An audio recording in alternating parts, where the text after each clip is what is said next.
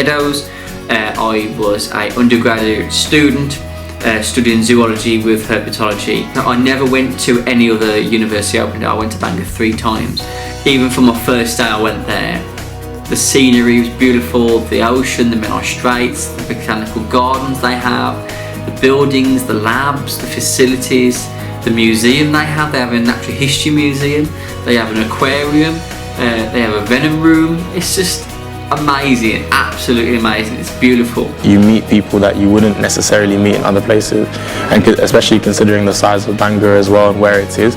The fact that there are so many different countries represented here is really another credit to the university and just to the people in general. It feels like such a natural place to study.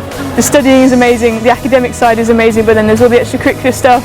You can get outside, there's so many different clubs, music, outdoor sports. It's got everything. It's been amazing.